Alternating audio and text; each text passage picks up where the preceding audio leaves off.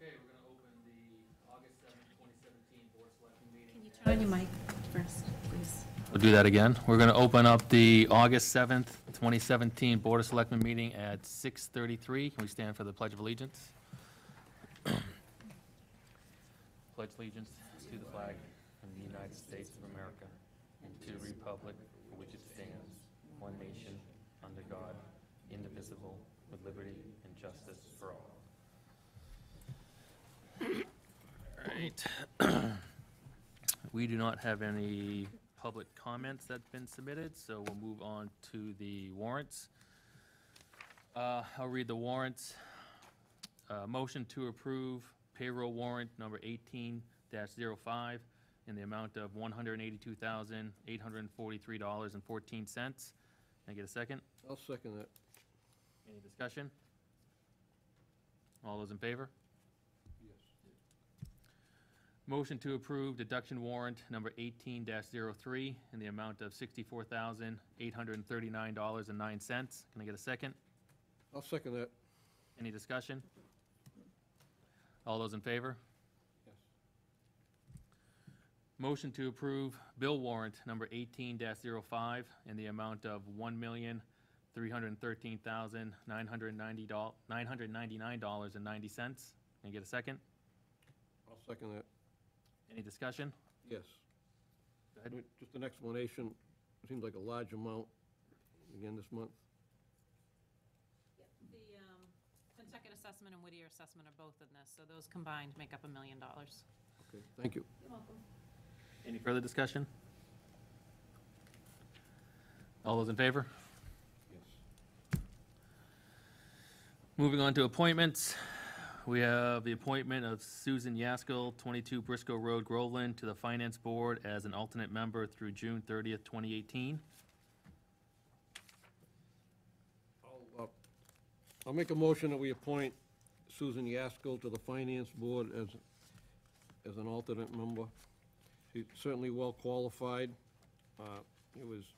Worked for the town of Groveland for a good number of years, did a great job, and I'll support her appointment. You get a second? I'll second that. Any further discussion? How long did she serve for Groveland? She worked here years ago as the town accountant, and then she recently filled in when Patty in the water department was out for medical leave last year. She filled in for about 6 or 8 weeks. And then she went to West Newbury and finished out her career there? No, she went to West Newbury when she left here, which was Yeah, that's what I mean. 12, 15 years, maybe even longer than that. It's been a while since she worked as the town accountant. All set, Bill? Yeah. Anybody else? All those in favor? Yes. We have appointment of Janet Nolan, 204 Diane Circle, Groveland, to the Cultural Council effective through June 30th, 2023. Anybody want to make a motion? I'll make a motion that we appoint Janet Nolan to one of the vacant positions on the Cultural Council effective, what was the date? June 30th, 2023.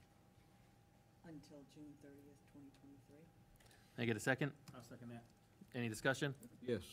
How come the appointment through June 30th, 2023? Seems like a long way out. The Cultural Council are 6-year appointments, and they actually do not have enough members currently, so they are in their application process to award grants. So Mass Cultural has reached out to us and the existing members to recruit people, because they need to have a full board before they start voting. Thank you for the explanation. You're welcome. Anybody else? All those in favor? Yes. Appointment of Janice DeWolf, 803 Alyssa Drive, Groveland, to the Cultural Council effective through June 30th, 2023. I make a motion that we appoint Janice DeWolf to the Cultural Council until June 30th, 2023. You get a second? I'll second it. Any discussion? All those in favor? Yes. All right, on to interviews. Town planner brief meet and greet interviews. Catherine? Right up Yeah, here. no, come, you can sit up here, make it easy.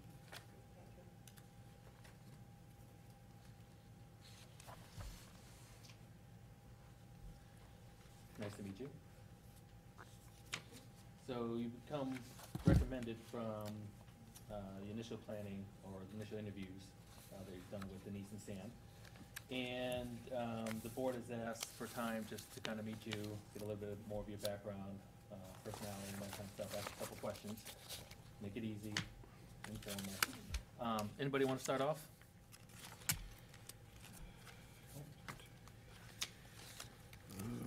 No questions? I can ask one. Okay.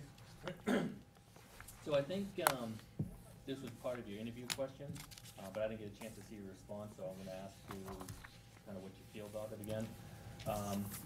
What strategies do you believe can be helpful to communities seeking to balance and preserving a community's character while the pressure to develop small-scale growth? And the reason I ask that is because a couple of people asked me even this morning about adding to facilities and adding more kind of town, not really cultural things, but more town-friendly stuff in town, like pools and rec areas, more than what we have. So how would you balance that? Thank you, and I want to thank Denise and Sam for the opportunity to speak at some length about Groveland. I live in West Newbury. We struggle with the same issues, and I think every community does. You do what you can in terms of overall planning, but you also, I think, work closely with the community to try to understand needs, desires, wants. I was actually last before you. Perhaps you don't recall, or the mix on the board may have shifted, but offering support and information from the town of Danvers on the rail trail experience, which was really a ground-up effort, similar to what you're inquiring about, to develop a rail trail in response to the interest of the community to have this wonderful asset fully realized in Danvers. And it was a controversial process, as is everything in public life, but it was vetted through a series of collaborations between Selectmen, Planning Board, Recreation Committees, and the public. And I think it's always that sort of give and take process, and it brings about public good. In Groveland in particular, I know, it's a lovely community, rural in nature, and yet experiencing some growth pressures, and finding that balance can be something that I think is benefited by having a planner. So I congratulate you on making the choice to fund a planning position here. I think part of the struggle is not only seeing what the community needs today, but really what those impacts come forth in 10 or 15 years, and try to plan that far down the road while addressing some of the needs today. So it's not going to be an easy job, especially with people having multiple kind of views on what they want and what they need and what the town should provide. It's going to be something that's going to be kind of a struggle working with, this board and other boards. It's always a challenge in my field. Yes, yes. As you know, Yes. but it was a chosen field, Yeah. and I've enjoyed the challenge. Good, good. Anybody else? Bill? You might be able to answer it, you might not. As most towns around us have a big business background, business income from the businesses in their town, Groveland, we really don't have enough area to bring enough business. We have a few areas. Do you have any thoughts that you would think to try and bring business to Groveland, or what you could do to help offset our tax base in Groveland? Well, it is a challenge. I have looked at your zoning, and I don't know that at present you have kind of accommodating provisions in your zoning to introduce new industry. However, it's one of the jobs that I really enjoy is economic development. I come from Danvers, where basically everyone wanted to be in Danvers. It was like shooting fish in a barrel, because it's right at the intersection of all the major roadways on the North Shore. So I've worked extensively with developers and with businesses to try to make them comfortable, let them understand the community, and to the extent that we have people that are interested in locating in Groveland, or potential candidates that haven't identified Groveland as a venue. I love doing that. It's one of the things that I specialize in. So that being said, kind of what you just said a minute ago was, would you be willing, would you be able to work with the board to try and make our bylaws more friendly for business? Would you Yeah. be able to be open-minded to that? Well, in the course of our far-ranging discussion with Denise and Sam, I think, I understand that the zoning bylaw is under review for potential revision. Is in every community. It's a work in progress, and it's an effort to really stay current with the needs of the community. Again, some people enjoy zoning, and some people don't. It's a hard process, and it's a very difficult standard at town meeting. You need a 2/3 vote, as you know, to pass any changes to your zoning bylaw. And yet, that effort is worthwhile and important in order to stay current and meet the needs of industry, citizens, the future, and interests of the community and citizens. Right, I think one of our biggest challenges here, if we have a plan, is gonna be to educate the people in town what good a planner can do and how a planner can benefit the town and make the town a better place. And so that would be probably the starting out the gate. And I think once we get that accomplished, we can move forward, in a positive way. It's a challenge. Yeah. When I started in Danvers, I don't know, some of you may know Wayne Marquis and the history of the former town manager, excellent on the job, 30 years. But Danvers Port had just suffered the damages of the explosion that leveled that neighborhood. Many of you may recall that. And I came on board, and Wayne said to me, well, you're the new planner. Why don't you start working on that zoning initiative to change the fact that previous zoning allowed an ink factory next to a very dense residential neighborhood, completely inappropriate zoning, but it was really hotly contested. Everyone was very involved. It was really difficult. Networking and getting to know the community was really critical to getting that zoning into a place where it would pass that tough test. And I enjoyed it. It was a wonderful introduction, if a little bit difficult, to the citizenry, but I think there has to be a level of trust between the planner and the community, and that takes some time, and it takes some networking. And without that, I don't think you get anywhere. Thanks. Yeah. Ed, anything? Yeah. What's your experience with writing a master plan? I have done so. I worked on the implementation. I certainly have worked on master plan efforts, but I was charged with the implementation of the master plan. When I came to the town of Ipswich, they had a community development plan that was newly accepted and voted on actually by the town meeting, which isn't required, but we decided to do that in order to have the buy-in of the community. And so it was an extensive effort to work on items that were identified as being of, sort of top-tier importance, mid-level importance, and, third tier. And I worked very closely with the planning department and with the community to sort of implement all the recommendations of the master plan. I was not a principal planner on that, but I am technically familiar with the process. Thank you. It looks like you've had some extensive success in writing some grants. Could you just elaborate on some of those? I feel very fortunate. I have had some good luck in that area. And I think it's a fundamental responsibility of any planner to always keep an eye out for funding opportunities. The Danvers Rail Trail, and I know you're working on your own rail trail, and thank you and congratulations on having the CPA here in Groveland. We did not have that in Danvers. When the MBTA granted a 99-year lease for the rail trail, it was with the condition that, from the Selectmen, that no municipal funding went to support the development of the rail trail. So that was a challenge. It was a very deep and difficult challenge. So we found multiple ways to fund that through a DCR grant for $50,000, as well as some really entrepreneurial efforts to find a contractor that would remove the rails and ties at no cost to the town for the salvage value of the steel. I've worked with DCR, recently got a $50,000 grant for assistance with a really special zoning initiative under Chapter 40R to change the zoning. It was very obsolete in the downtown area of Danvers to a more progressive form of zoning that will allow the downtown to really evolve and change. And that was, I don't know, that was summer of last year.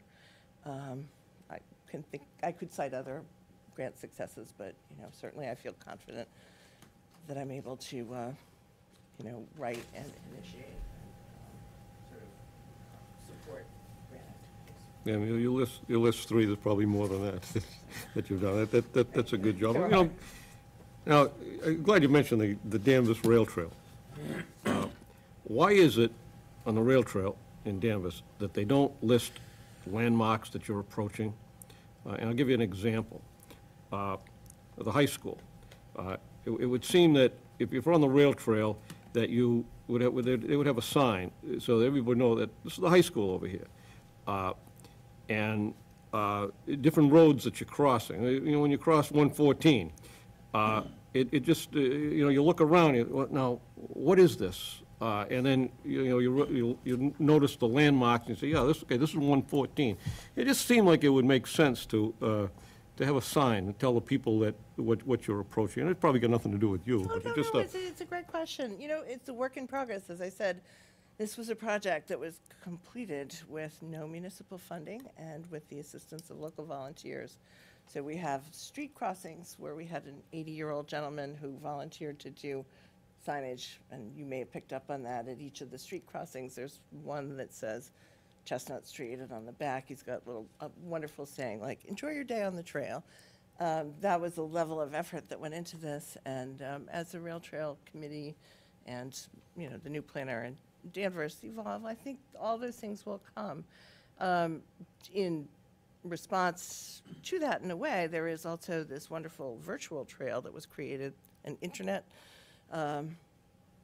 rail trail application that narrates the trail, that has all the signage, that has a lot of information, that has wayfinding on it, so that for people who choose to look at their phones and navigate the trail, that was created by a volunteer who worked tirelessly with us. So there is extensive information available in that form as well. But it will all happen. I think, I could say that the Danvers Rail Trail happened remarkably quickly in terms of municipal improvements. It took us about 5 years with no funding from the municipality to create what's now called the greatest recreational asset in Danvers. So, it'll come. Thank you. Just there were some questions that were submitted here by the planning board. I know you did touch on the grant, you did touch on the master plan, the zoning laws. Subdivision rules and regulations also need to be updated relative to changes in laws and regulations. Do you have any way of being tuned in on what other towns are doing with their subdivision rules and regulations? Yeah, again, it's like zoning, it's always a work in progress. And the subdivision, as is zoning, is always something that's under review by the legislature, so it's a ongoing challenge to stay current. But yes, it's important to be progressive. There are often things that can be added to subdivision regulations that really benefit the ability of the planning board to make a judgment about how to improve the quality of a subdivision, and that are within their purview, but aren't necessarily kind of suggested within the subdivision regulations themselves. Landscape design, roadway, bike-friendly provisions, intelligent sort of, green design. These are all provisions that the planning board can introduce into their subdivision regulations. The great thing about subdivision regulations is it doesn't have to go before town meeting. It can be a planning board initiative. The planning board can vet it thoroughly, before the community, but those changes can be made by the board itself. Thank you. Lisa? So it's clear from looking at your resume that you have a lot of technical expertise. And coming from West Newbury, I'm assuming that you know the character of Groveland a little bit. And I'm wondering if you could speak to how you manage sort of different boards, different personalities, when people may have, you know, some different goals and agendas. How have you navigated that in the past? It's the inherent challenge of working as a planner in any community, but particularly in small communities. I think that that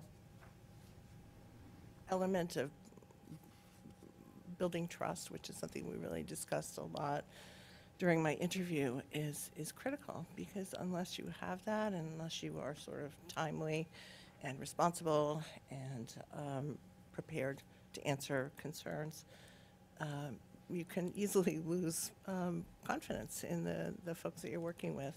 And I think in small communities, that's even more important. I certainly have seen it in my own town. I really feel that that's an obligation of the planner to understand that there are so many varying viewpoints that people bring, and you have to honor that and respect it. And it's not always easy to build consensus. And very often, not everyone goes away happy. That is the planning board ultimately is the decider. The planner is the person who brings all perspectives and all the information to the planning board, and leaves it in their hands to make those decisions. And I think, what stops the planner is to make sure that they have everything that they need in order to make an informed decision. So have you found yourself making recommendations and then it's up to the planning board, or you're just providing information? Oh, no. And it's contextual. I mean, some planning boards really just want the information, and they prefer to decide without guidance from the planner, and some planning boards really would like, a memo that says, I recommend the following. Again, I think it's, important to understand the will of the board and the will of the community.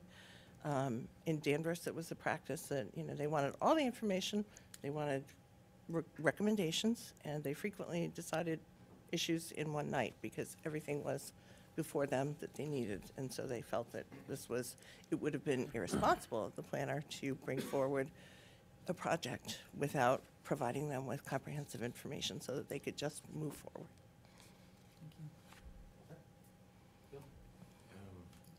Yeah, I mistake. I noticed right out of, after you finished up your master's degree at Harvard, you worked in New Hampshire, and then looks like you moved back to the Boston area. Is that when you settled into West Newbury? We lived in Cambridge for a bit, then Beverly, which is where my family is originally from, and then up to West Newbury, where bought my parents' house when they decided to move to Newburyport. So I'm a veteran of the North Shore.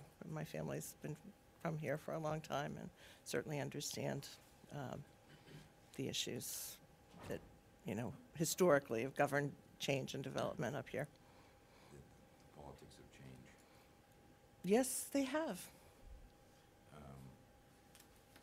Now, when you were the assistant town planner in Ipswich, who did you report to? A planning board? Did you report to? I reported to the Director of Planning and Development, Glenn Gibbs. And was he an appointed individual? Was he elected? He was appointed by the town manager. In Danvers, was it a similar situation of reporting? Yes, I reported to the director of, was a very large department, the Department of Planning and Human Services, which covered recreation, the Danvers Port, the marina, all of the parks, and the health department, as well as conservation. So it was a giant sort of umbrella organization. As the senior planner, I handled all planning matters for the planning board and, acted effectively as the director of that portion of planning and development, the planning board and its jurisdiction. So, based on that answer, it sounds like you had experience in dealing with the different committees that have different agendas. So it's just recreation had a different agenda than I imagine the folks down there at the yacht club, right? And they had a different agenda than the folks down over the other side of town at the tennis courts. How did you deal with these different personal agendas to accomplish the multiple goals of That's a really thoughtful question. I think I had a great relationship with my colleagues within Town Hall, which made for kind of good communication on issues that affected us jointly. Planning and public health, for example, came up together as two fields that were really interactive over time. And so there are issues that affect both planning and public health. The rail trail or other initiatives that, keep people healthy and keep people active were two joint kind of initiatives that we shared. I worked extensively with the Recreation Department on various issues that affected grant writing, to your question, or, various public recreation issues. I think you have to work well with your colleagues, and you have to be, planning is so interrelated with every other aspect of the community. I think, not to sound vain as a planner, but it's really an important, fundamental kind of position that needs to respond to a really big spectrum of community concerns. So, you always have to be listening and aware and engaged with all those other interests. It's not just a narrow zoning or subdivision kind of perspective. It really needs to be kind of broad spectrum. It seems there's a lot of experience with the rail trail, and I have no real opinion one way or the other on the rail trail, other than rail trail doesn't generate a lot of revenue as far as I know. What's been your experience to try and grow the commercial and industrial bases in these towns, to Selectman Dunn's point, to generate a greater revenue base from that portion of the town as opposed to the residents and the common taxpayer, like ourselves? Well, my principal responsibility, not to take anything away from the rail trail, but my principal responsibility is working with developers to bring about new economic opportunities in Danvers. It was the case that I was responsible for all the permitting, but also sort of the meet and greet aspects of bringing in people that had an idea or they wanted to acquire a particular site and redevelop it. So, you've all driven down 114. As I drive down Route 114, I look at every single business there that pretty much all of them have repurposed themselves in the time that I was there. Many new industries, and we had what was called a technical review committee in Danvers, which I think was a extremely beneficial committee and sort of an organizational tool to the moment anyone expressed interest in coming to Danvers. We would bring them into this technical review committee before they develop plans, before they spend any money on engineering, and just talk to them about how they might go about developing or redeveloping a site, what the benefits would be, whether or not there were any sort of trades that we could make in order to, entice them or make it easier for them to bring a project to town. And so, that was really my specific sort of lead responsibility, was taking that from inception to permitting in town. And I like that. I really like economic development. I think it's very important. I agree with you to a point.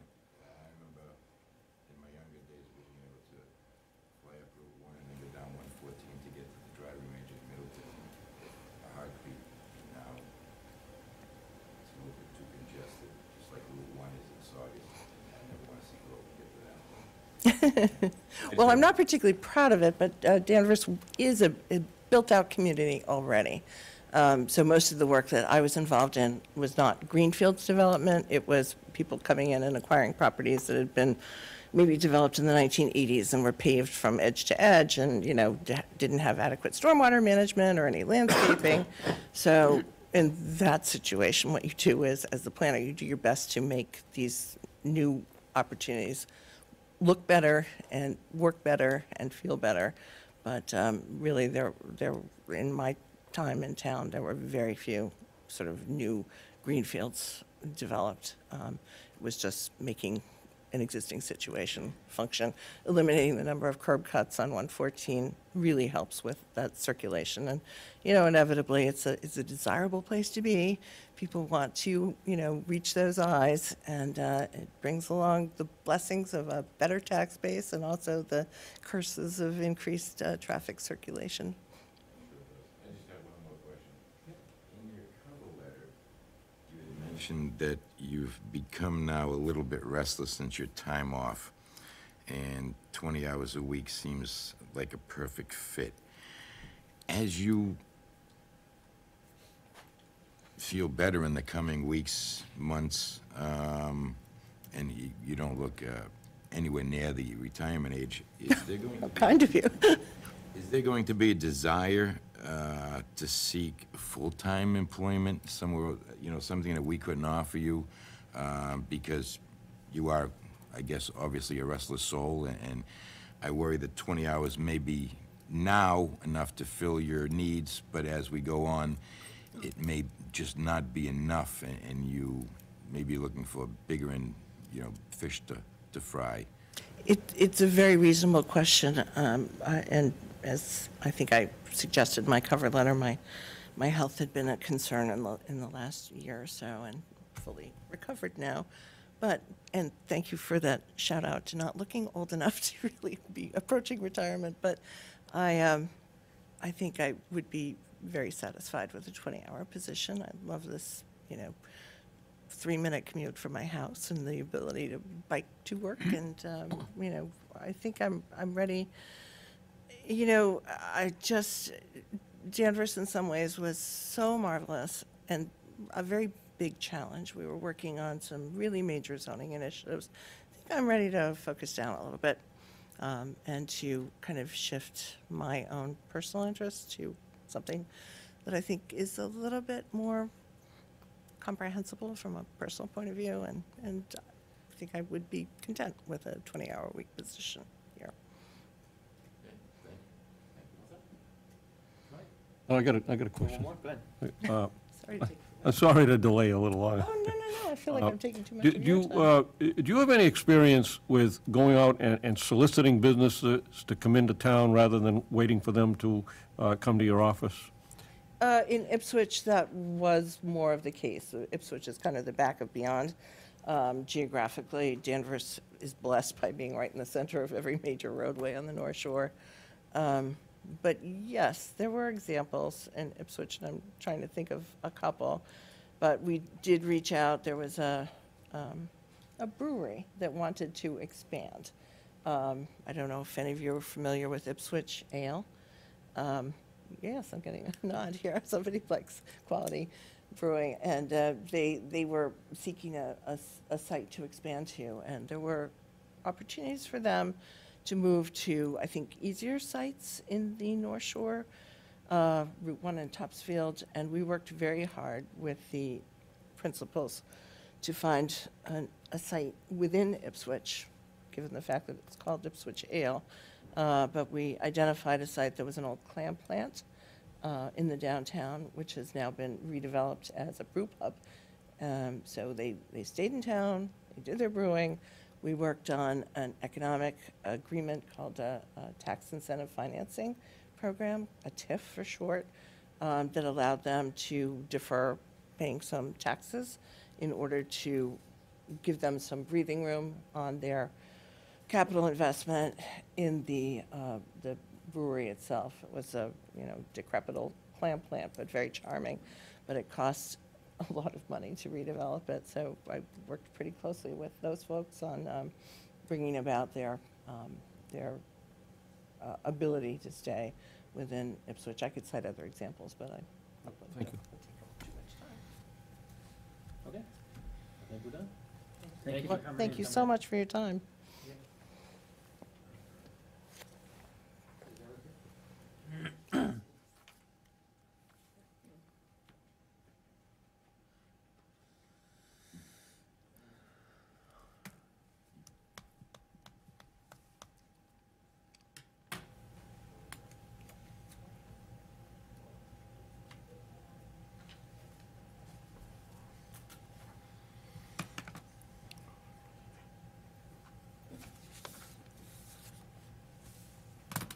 you doing?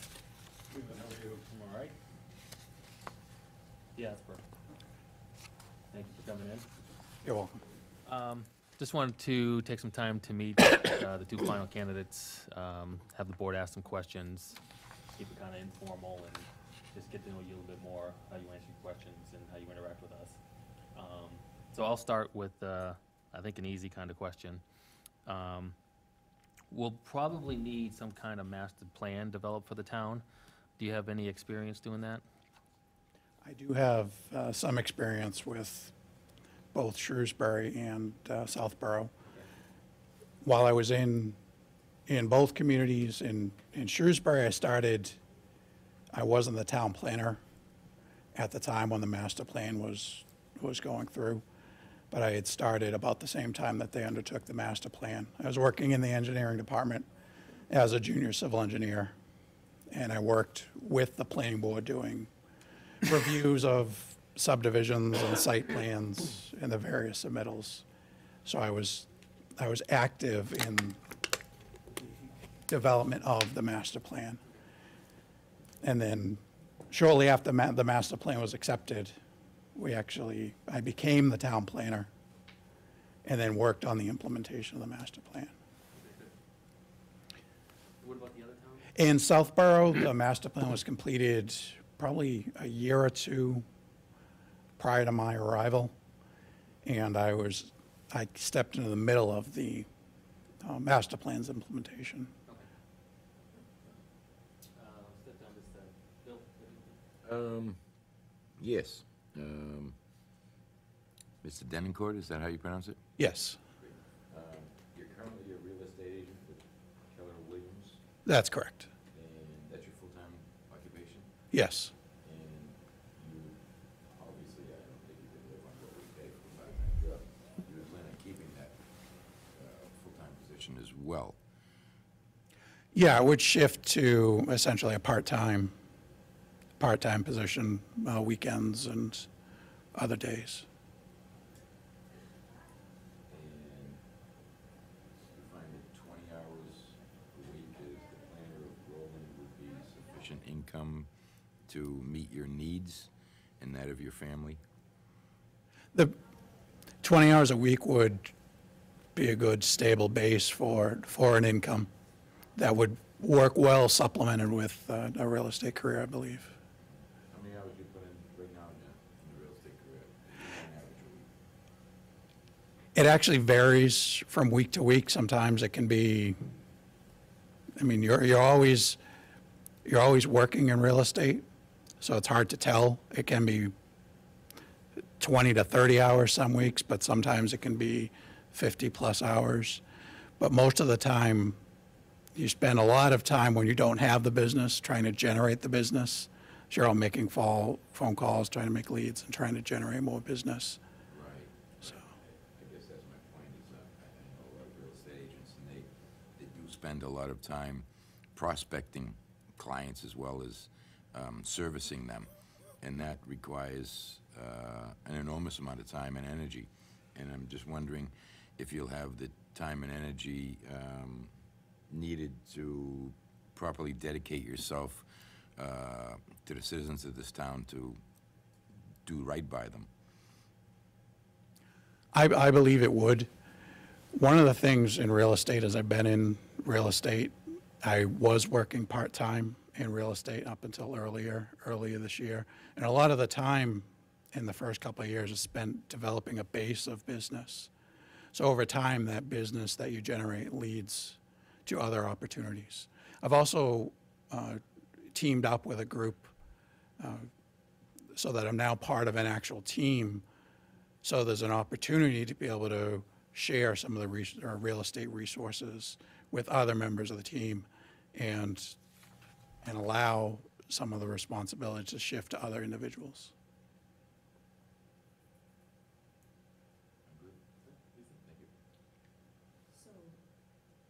It looks like you completed your time with the town of Southborough in 2013, and then there's about a period of time between your departure there in June and you're starting another position in October of 2014. Were you employed during that time period? There's a variety of part-time jobs, some consulting, nothing permanent during that time period. And it looks like you haven't been in a town planning capacity since about June 2013, is that correct? That's correct.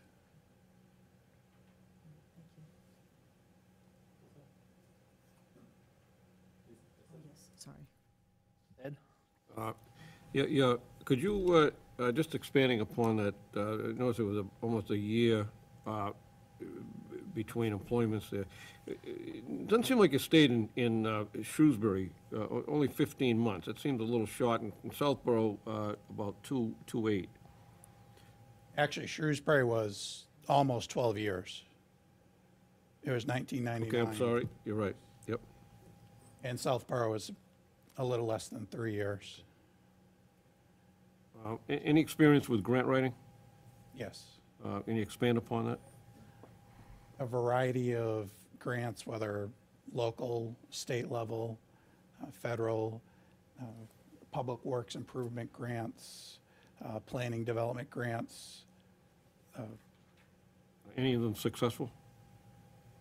In terms of funding, yes. A lot of public works grants. So roadway infrastructure, water, sewer grants, some planning and economic development grants. We were able to acquire in Shrewsbury a piece of land that was a Chapter 61A land where the town had the option to purchase it. And then town meeting bought that land and we applied for, at the time, it was the expedited, or I believe it was the expedited permitting grant. We were able to develop a master plan for the property and zoning improvements to develop that land. So that's probably the most directly planning related. How about the zoning laws? Just a question that's been submitted. Zoning laws are always changing. Do you have a way of being tuned into what other towns are doing with their zoning bylaws? There's a variety of ways to keep up to date on the zoning bylaws.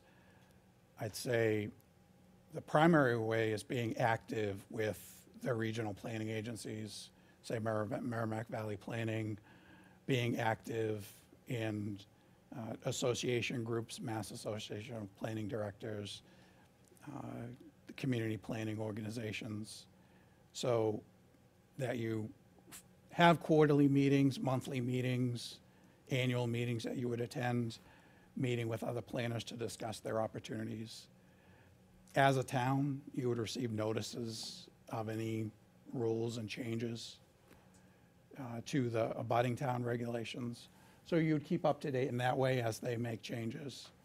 So a lot of it is outreach with other planners to keep up to date on what they're seeing as the latest initiatives and zoning changes, regulatory changes.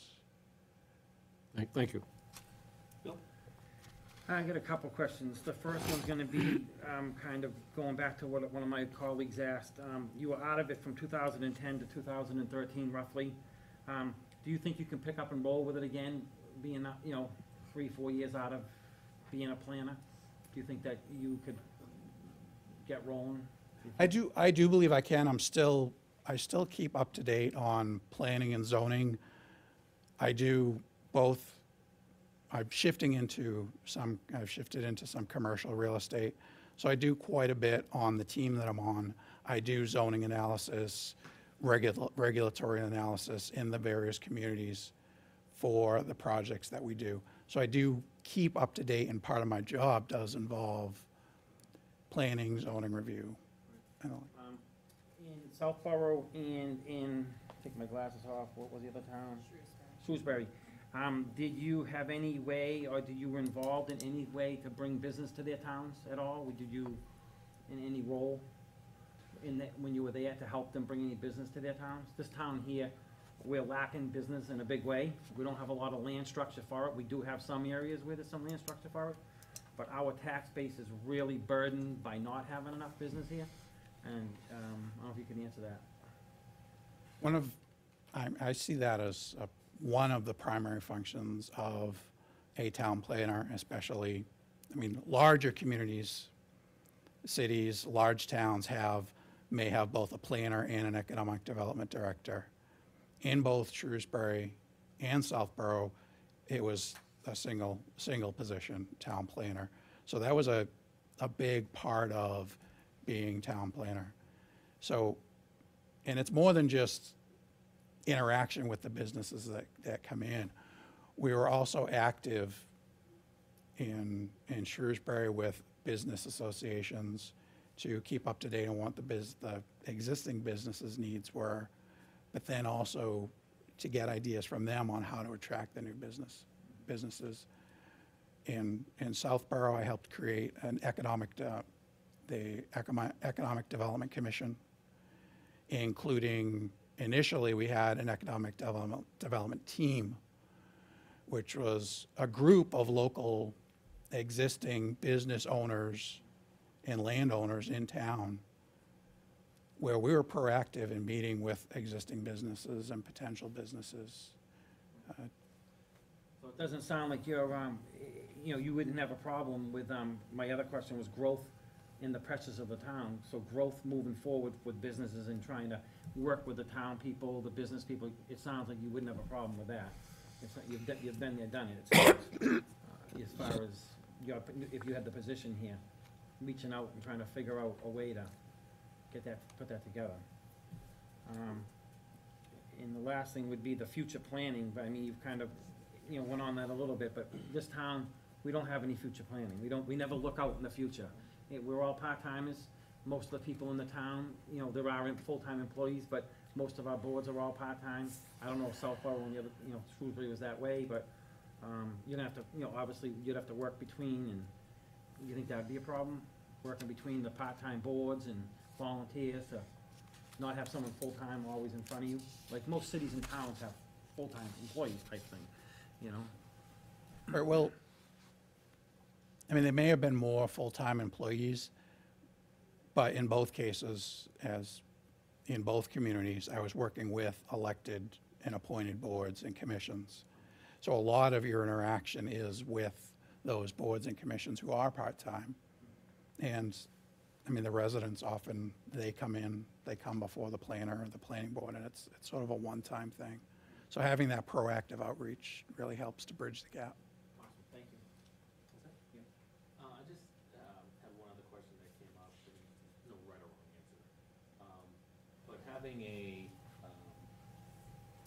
civil engineering degree, does that help you in town planning positions? I think it has helped me. I think it gives a foundation of knowledge that some planners may not have. Mm-hmm. While on another side, I may lack some of the education that the planners have. So we all bring our own strengths. So I think I was able to draw on that strength of that engineering background in terms of reading plans. Some of the more technical reports may have been a little bit easier for me, while maybe other aspects may have been a little bit more challenging. Yes, go ahead. Are you a PE? I am not currently a PE. Thank you. Anybody else? Okay, thank you very much. You're welcome. Thank you. Thanks for coming in.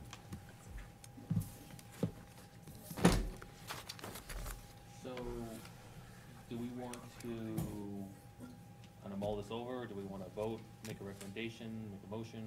How's the board Well, want that? what about the other one? Isn't there one more? No, so I will just No. comment, so our third candidate withdrew this afternoon, so she is not coming in.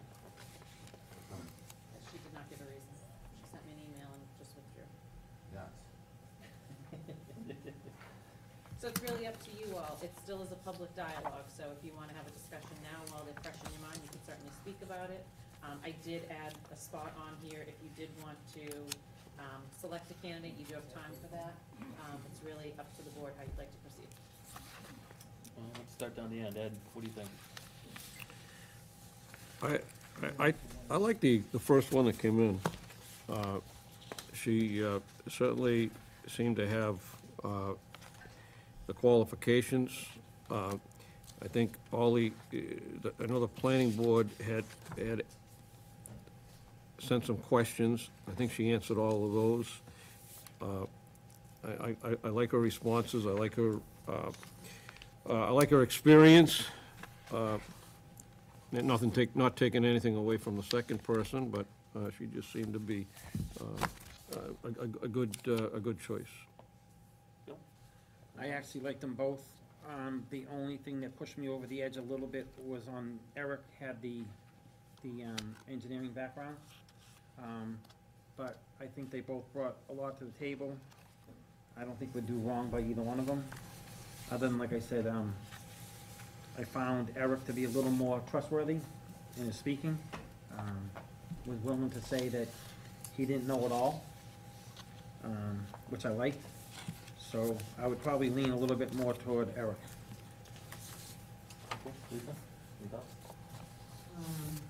My view is that Ms. Day was the stronger candidate. I think she brings a wealth of experience. There's no gap in her employment.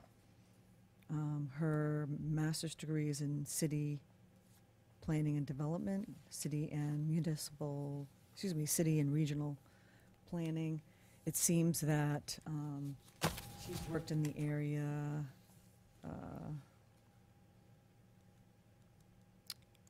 probably since 2003, so about 15 years of direct expertise in this area. And she's from West Newbury, which I actually think is a plus, because I think West Newbury shares some similar similar characteristics of Groveland in terms of the small town atmosphere. And I think that most people would say that we want a town planner, but we also want to try to balance that with maintaining certain characteristics of the town. And I feel that her experience in both Ipswich and Danvers, she's basically had experience in both size, smaller towns and larger towns. Bill? Any comments? I think it's pretty easy for me. If I'm doing the hiring, it's Ms. Day based on a few things. It's the recent and relevant experience. It's the education. Not that Mr. Denoncourt wasn't a strong candidate. I just worry a little bit that his full-time occupation might require him to not be able to give the town the time it deserves. I do have my reservations with Ms. Day as well.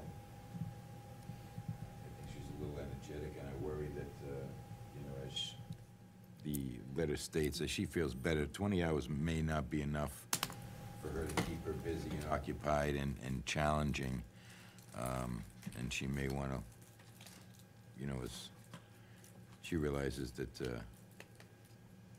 more fun to have a full-time position, she may work out for there. But of the two candidates, and it's a shame, I was interested in finding out about American Thunder Fireworks, because that looks like one heck of a place to work.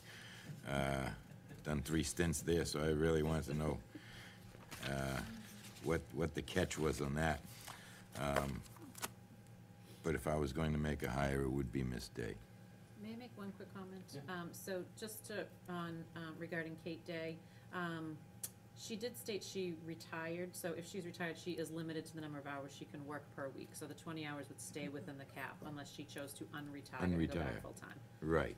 And she may have retired because of the medical situation that she was in, but as I said, as the days turn into weeks and weeks turn into months, and she begins to feel much, much better and has that energy again and that desire and that need to be challenged further than what we can do, she may look for opportunities that fulfill those needs, and we may be back at square one. But if this is what we had to choose from, I was going to make the hire with Ms. Day. Okay. I will just say that I thought they both were fine candidates, both have their strengths. I like Ms. Day's background, her education and her experience. I do like Mr. Delacorte's civil engineering from WPI. I think that that'll be a big asset as well. Does somebody want to make a motion? Do we want to wait until the next meeting? It's really up to the board what they want to do. I would make a motion that we move on the application or on the hiring, and I would make a motion that we offer the position to Ms. Day. Okay, can we get a second? I'll second that. Any further discussion? All those in favor? Yes.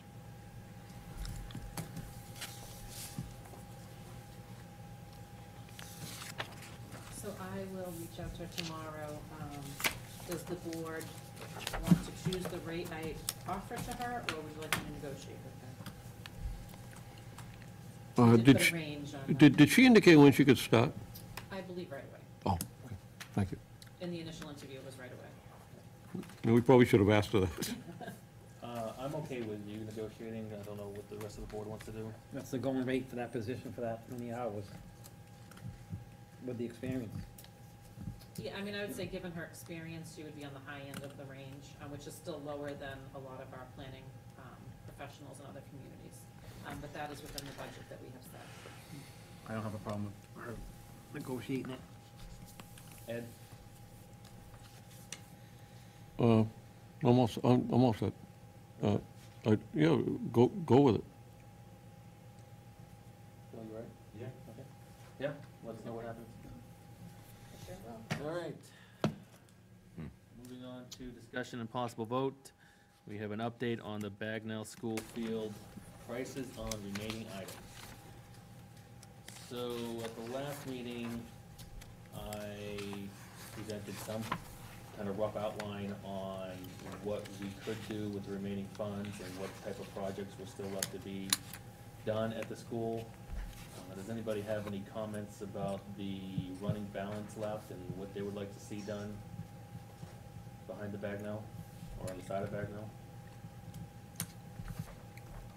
Bill, anything? I was by there the other day to pick up my youngest. The grass is coming in. It looks good. It's finally taking. The weather should help there. Again, when I drive around to the other side of the building, they have got all these bouncy houses and the water slides in the unpaved portion of the parking lot. Yep. Which is just, you put a water slide there, now it's a mosh pit, right? So, I mean, as best as we can, I think it finishes it off, the addition, if we could pave, dedicate some portion of those funds to paving that. Did you get a chance to see what I kind of outlined last meeting? I don't know if you had a chance to watch it. So I suggested there's about 29,000 left in that account. That we put 15,000 towards paving that area as much as we can. We put 4,000 or 5,000 into a maintenance fund to start it, to maintain the fields.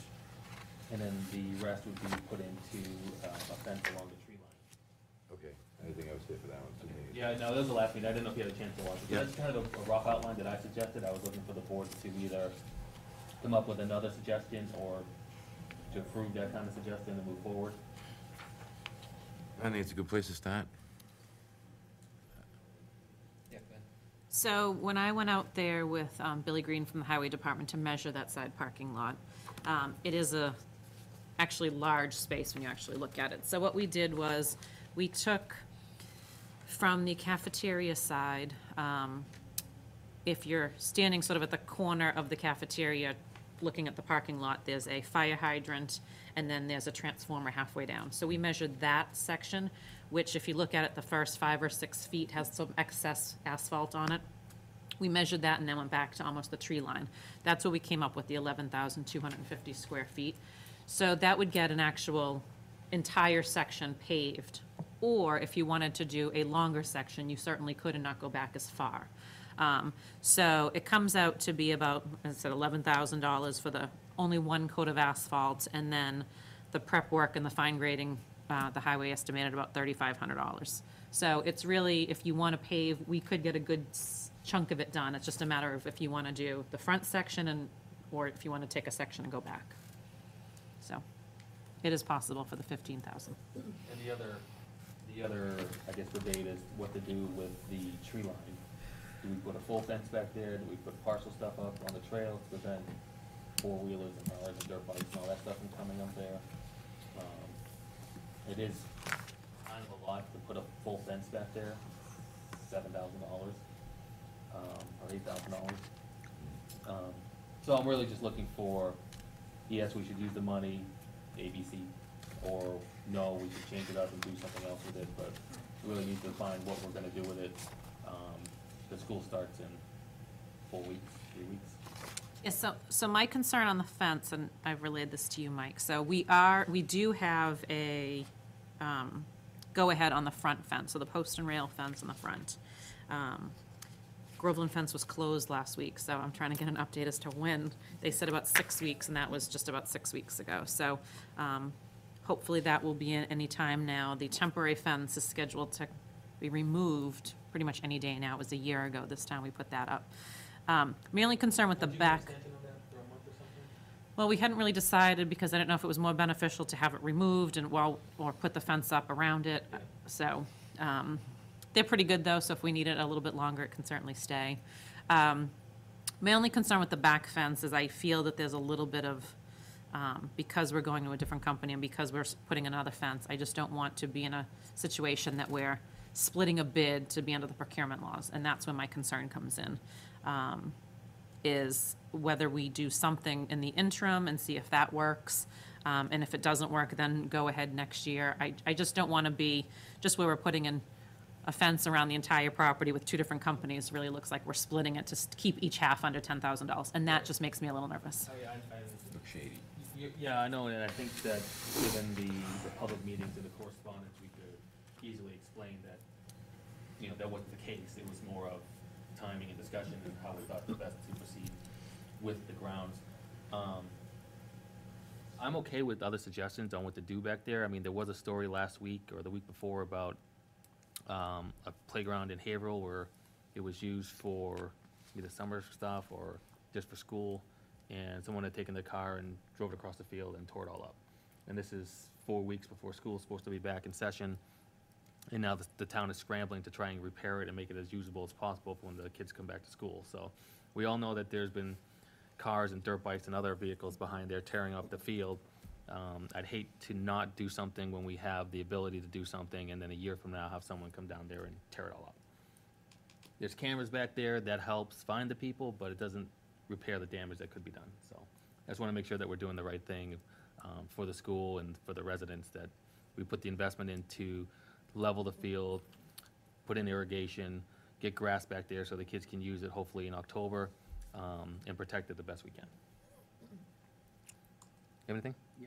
Go ahead. All right, so my suggestion, because you asked, you're looking for a suggestion, my suggestion is gonna be to put the post and rail fence in like you've already budgeted for. Do the hot topping, because we took the money, we didn't take it, but the money was given to us based on, we were gonna do some hot topping. I say we hold off on the rear fence. The front fence will be across, because I think you guys enlarged from what I originally said. You've gone to a bigger area, so my feeling is if a car is gonna go in there from the back road, I don't think they're gonna go in there, turn around and go back out. I think they go in there and they bomb through and rip up and go out the opposite way. We also have the Well, police. if I can just comment on that, so the back area, you won't be able to get to the field. The fence will go all the way to that back area. Yeah, I think we're So you talking won't be more able to about get a the car trails. on there. Yeah. When we put the new fence in. The car will not be able to unless they break through the fence. Right, but I think we're talking about the back fence, aren't we? Right, but you won't be able to get a car there because the new fence will go all the way to that wood line where that other path comes in. So that will be gated off. You can't get through that anymore onto the field with a car. We're talking about dirt bikes and four-wheelers and trikes and the trails. So exactly where the temporary fence is now is where the cedar fence will go. So there is no room for a car to come. You can still drive that way, but you can't then get onto the field because the fence will block that field. I guess the question is there a big enough concern to do something on the tree line Or That's what I'm talking do we, about. yeah, do we leave it? I think we should leave the back tree line alone. And my point that I was trying to make was that you guys have enlarged the area for the post and rail fence. The cars are gonna have to come through Murray Ave, or whatever that road is back there, they're gonna have to go in there, do their damage, and go back out again. I don't think people would do that, so, I mean, maybe have the fence company put a couple of those wooden poles in where those openings are. And I know what Mike's saying, you hate to have them not do it, and they come rip up all the work we did, but we also gotta remember, the police go through there almost, every shift, a couple times on a shift, they pass through there.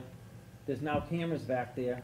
I mean, I don't know. I mean, I really wanna make sure that we put the money toward the So hot topping. You're more in larger area for hot top. Well, not larger, but, give them the 15,000, and I really wanna see the project, save the money for the future for fertilizing, Right, whatever so- what we need. Right. And then if it becomes an issue, we'll deal with it. I Right, mean, so for the $28,000, how would you divide that up? Would you put I put 20,000 into No, asphalt and no, 8 into 15. maintenance?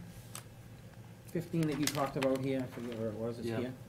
And then 13 into the maintenance fund? Because, something, when they get going, they may need to do they may want to do the ball fields and, put the clay in them, and they may want to use them. Mhm. I mean, it doesn't take long, as you can tell by this, how fast money goes, Right. That's just my opinion. Okay, no, I was looking for options. Are the students still going to be able to access the back of the school through University Lane? They're going to be blocked off out in the back? What's university? University Lane off of the project that, Yale Street? what's that? Yale Street? Yeah, that, Yeah, oh, yeah, yeah, yeah. that little, Yeah, that little the entrance road. area is University Oh, that Lane. Paper, Paper Road? Yeah, Well, that's still open. Yeah, they're still going to be able, And the highway connect, you can still drive that, you just won't be able to get onto the field, because the fence will be blocking the field. but from there. so the students will still be able to access that, because there's several that do walk through there. Yes. So the concern is dirt bikes and the quads.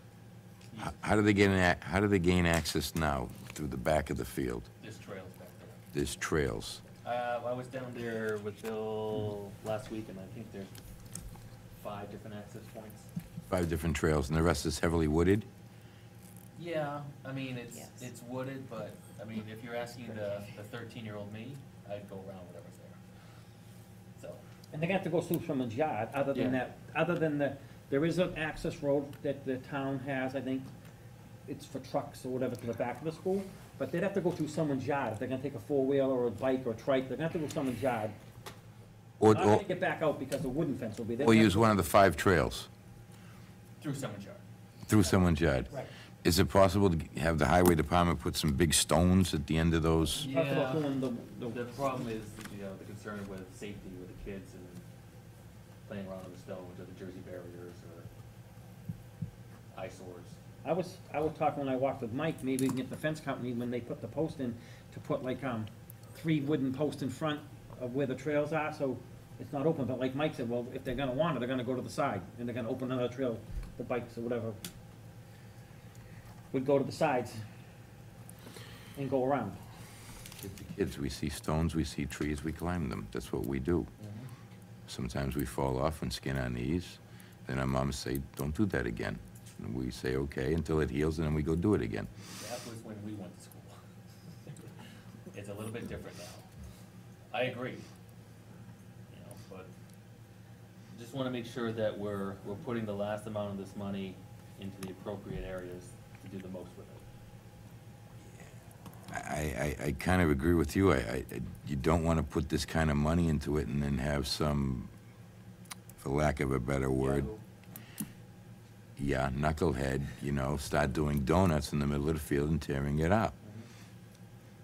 Especially after reading that article last week. I mean, that was a car, which would be harder to get back there. But Yeah, but, it's a copycat world. Right. Somebody's now can't wait to do the same thing over there.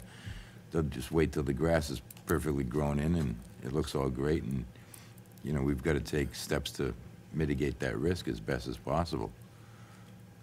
Lisa?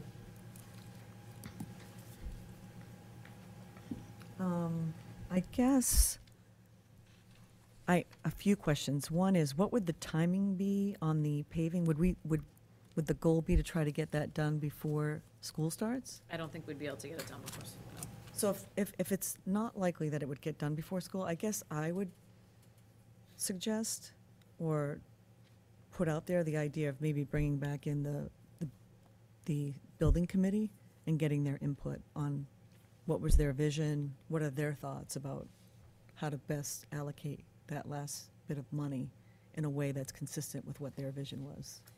So I think that's appropriate, but keep in mind, so they turned over 33,000 and change.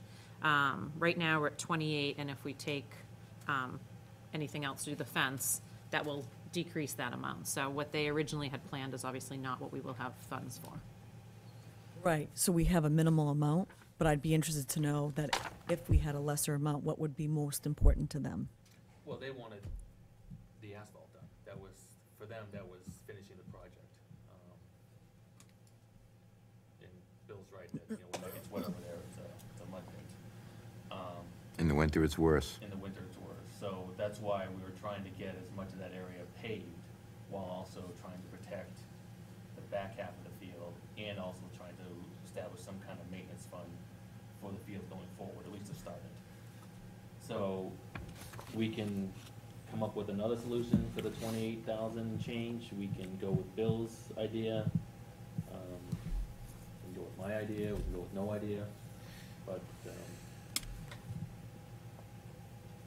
so you wanna wait and find out what the planning committee has to say? Well, I think that if we're not going to get it done before the school year starts, I don't think there's a sense of urgency, and I think there's an opportunity to have it be collaborative. So I think they, you know, did a lot of work on it, and it's, again, I don't have the history, so I'm sort of at a loss compared to other people that have been involved for a long period of time.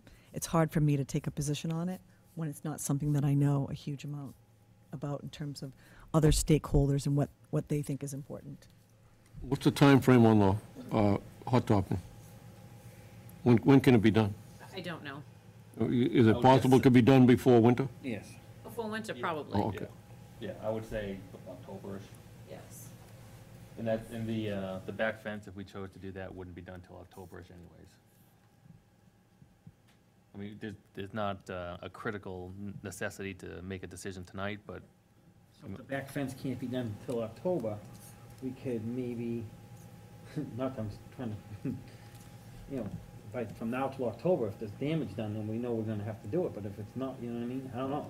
that's inviting. Well, I'm just saying, I mean, Well, I mean, I think, you know, before, it was easy where there's no fence. I mean, people could drive behind there and drive right onto the fields. I mean, I will say, you know, we don't have issues down at the Pines. It's wide open fields that people could drive on. I don't think there's as much of an appetite to drive on a grass field as there was to drive on the sandy dirt that was down there.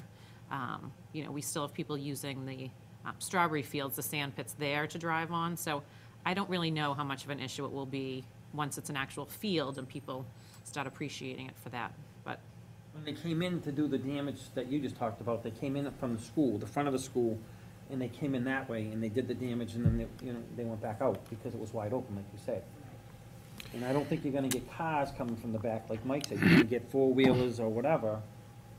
I mean, my feeling is if a lady's in her house and she saw a four-wheeler and go ripping through her yard to go out there and do damage, she'd be on the phone, and they're not gonna turn around and wanna come back out the same day when they went in, you would think, you know what I mean? But, I mean, I guess I'm not the one ripping it up. I'd like to see the post and rail fence, and, which was gonna keep the vehicles out, and the hot topping before winter. the post and rail in the back as well as the front, or just the front? No, just the front, not along the tree line out in the back. I don't That's think already that's, happening. That is. that's yeah. gonna go. We're just waiting for that to install. But And, go with the hot topping. Yeah, I'm in agreement with Selectman Watson. I don't believe there's an immediate urgency for the hot top, but there is somewhat a sense of urgency. You'd like to get that in before the winter sets in so that it's not a problem. As far as the former building committee to weigh in, and I don't know what the relevance is at this point. I mean, they've long been disbanded. They've taken the project as far as they could. They did an excellent job with it as far as I can see.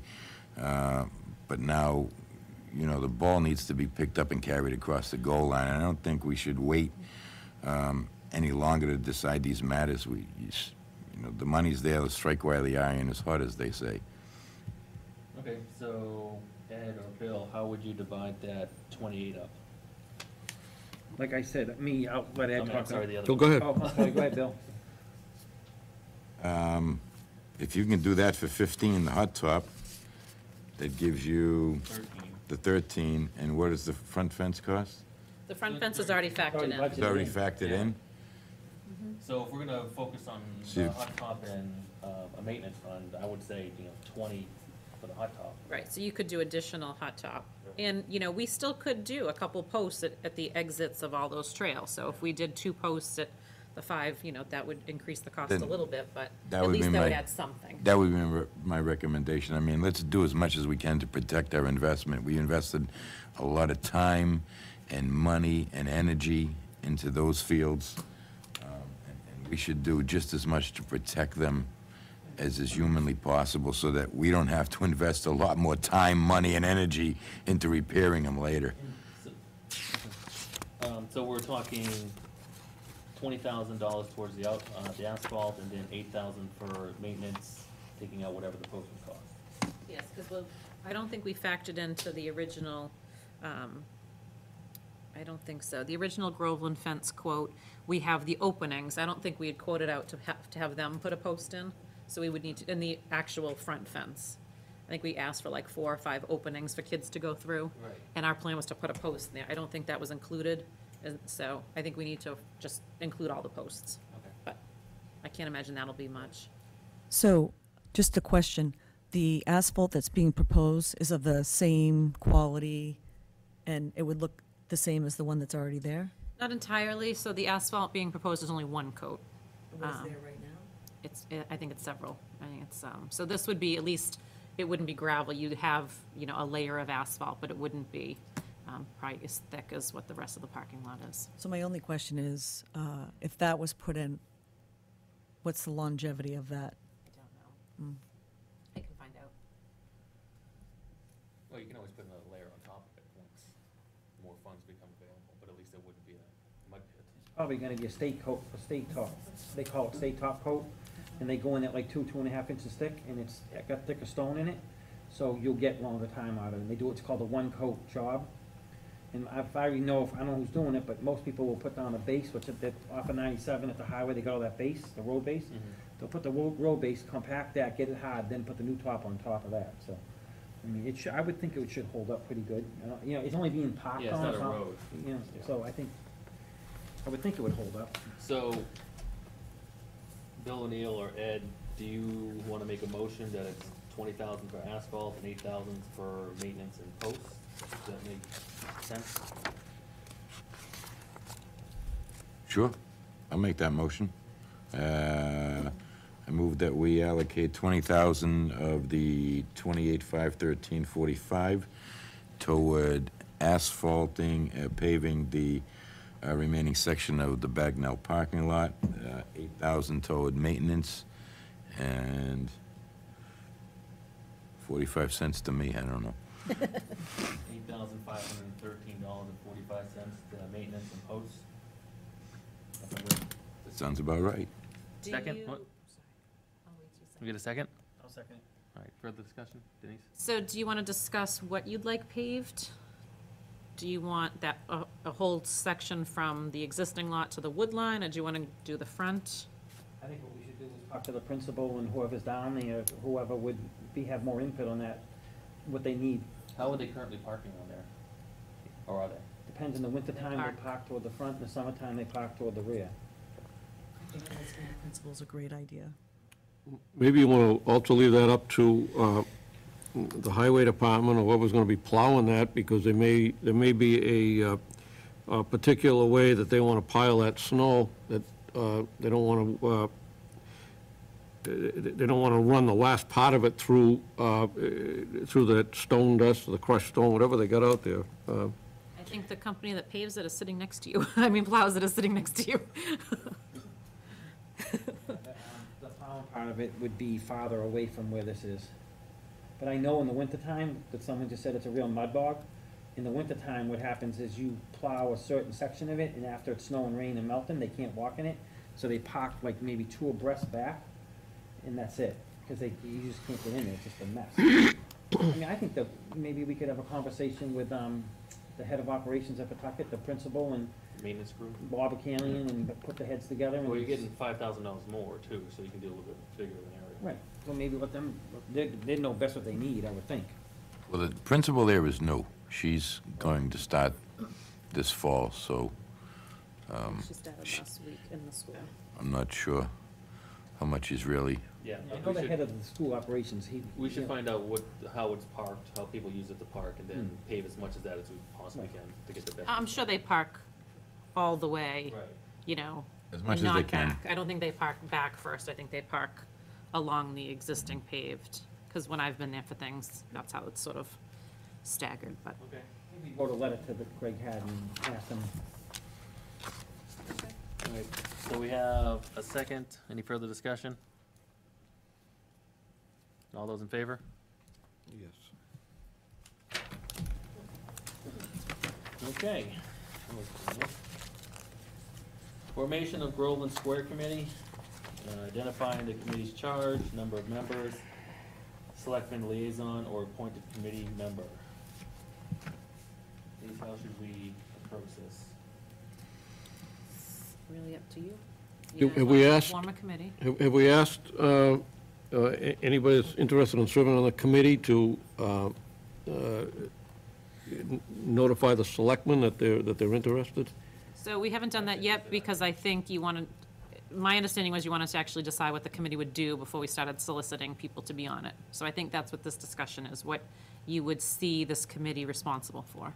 And I think, Mike, it's kind of what we touched upon, the list you read at the last meeting, that Senator Tarr, at that meeting, they sort of identified what they need people in this sort of group to handle, would be my recommendation. And then you would select how many members you'd like, and then you talked about either a selectman liaison, or if you want that person to be an appointed committee member.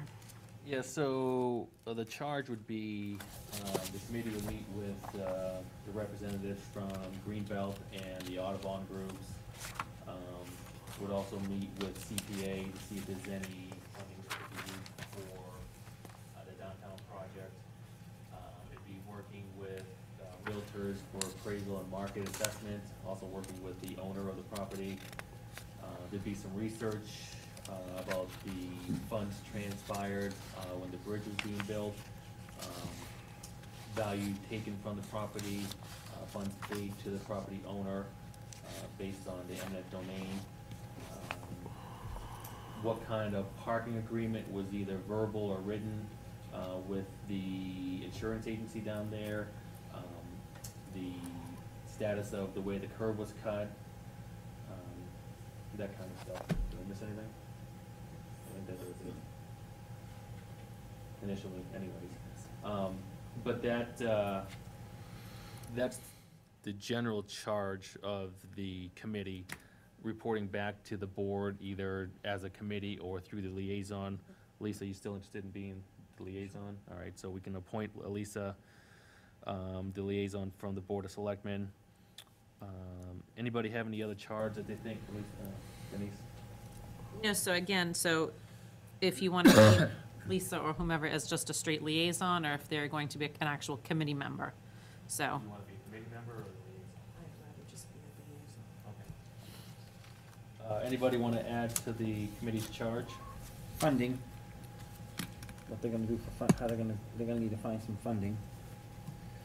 Yeah, okay, yeah, I touched on that with CPA, but funding, Yeah, okay? yeah, funding. And then, they were gonna probably need to pull a meeting together with when the time comes, they're gonna need to pull a meeting together with the state reps to come in and sit and talk, I guess, that's what they were asking when we were Yep. there. They said if you can come in and have a meeting with them, and once they get all this information, Yeah. they'd come in and talk about it. So reporting back to the Board of Selectmen. Yes, and working with the state reps.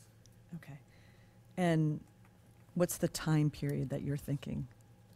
For which aspect?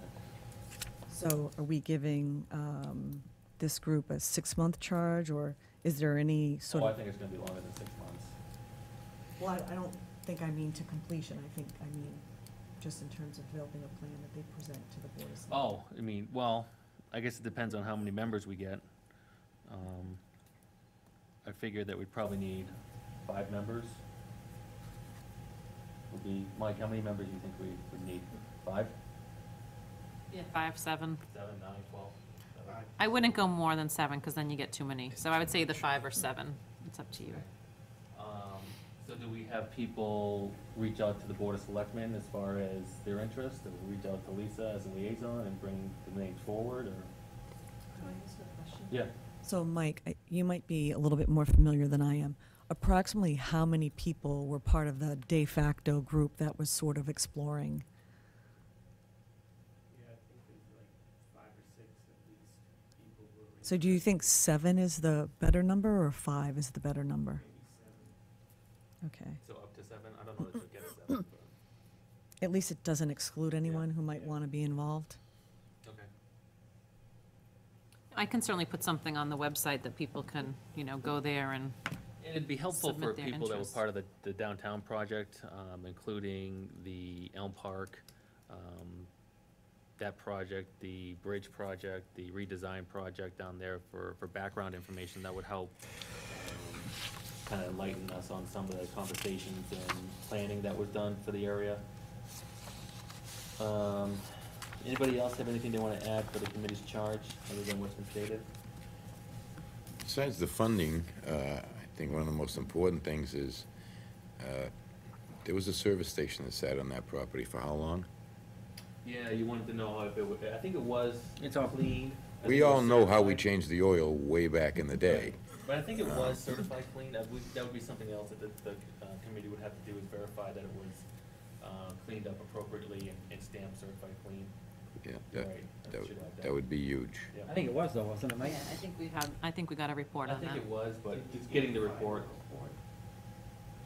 Well, I don't think we got it. I think I went on the website and looked, and there was a final one submitted, if I I think recall. Mike would just, use, Right. what use they're gonna use for it. What possible use cases would be for that piece of property, and also how the access to the river and the backside of that property would factor into any use cases.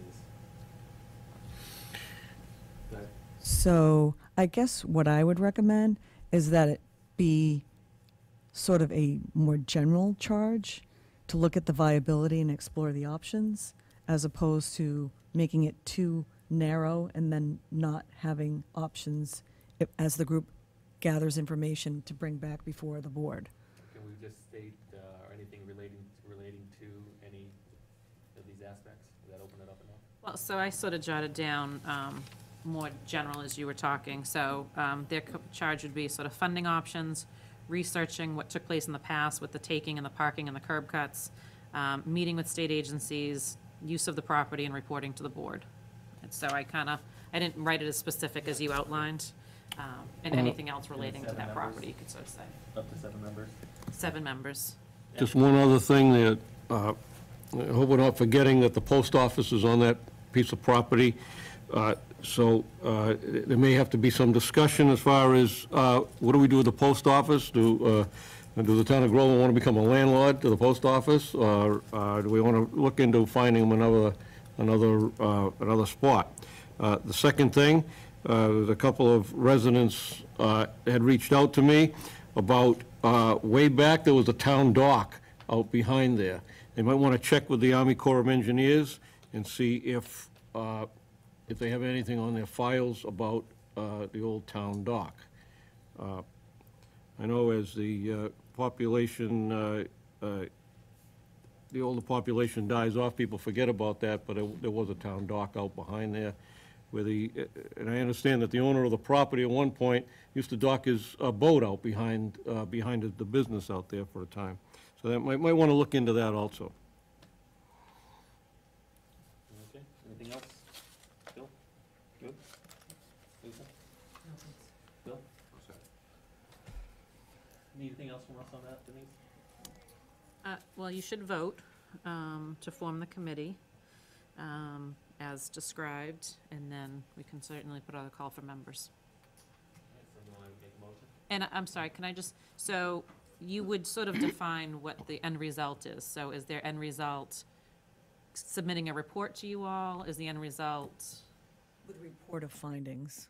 final findings, maybe? Because they may have periodic updates or through you or, Periodic updates and final findings. Yeah, I think that's reasonable. okay, And a final recommendation. okay. So, Based on the gathering of information. so to submit a final recommendation at the end of all this will sort of be the end charge for this committee. Not to be Some- redundant, but did we, one of the other charges is an appraisal on the property. Yep. Well, it was more generic, but it's going to encompass all of that. So would we ask the committee to provide monthly updates, every other month updates? What's the frequency that we would like them to report back? I would like monthly updates if there's anything to report. And they'll report through the liaison, or you would like them to do something more formal? I would think the liaison could do day-to-day, as anything that comes up, but I would like either the committee or the chair of the committee to come in once a month, to at least give a formal update, if there's anything that's viable. Would it be permissible for them to put it in writing for you? Yeah. Okay. Now, once a month, would that be too frequent based on, we don't even know how often they'd meet? If they only meet once a month, We meet every day. they meet every day? Well, I think it allows We them count. to at least provide a status update on even the formation of the committee, kind of where they are in the process. So you might not necessarily have any substantive stuff to report, but you could at least provide information about how the process is going. So does anybody want to make a motion? So I will make a motion that the Board of Selectmen charge, I don't know what the name of the committee would be, but a committee to engage in sort of exploratory and fact-finding related to the viability of the property located at, I don't know the address. Do you know the number of Main Street for that property? 299, 301. The property located at 299-301 Main Street, to explore what options might be available to convert that to a,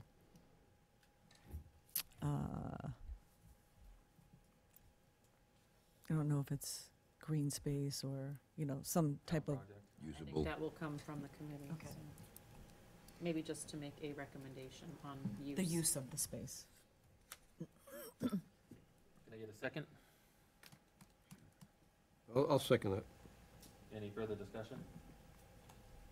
Can we just put in there that the committee shall consist of no more than 7 members?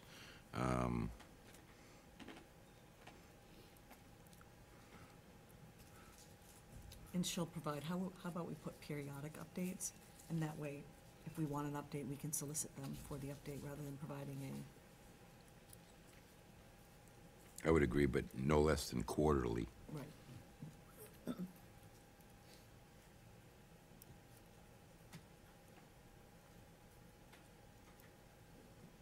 Any other discussion?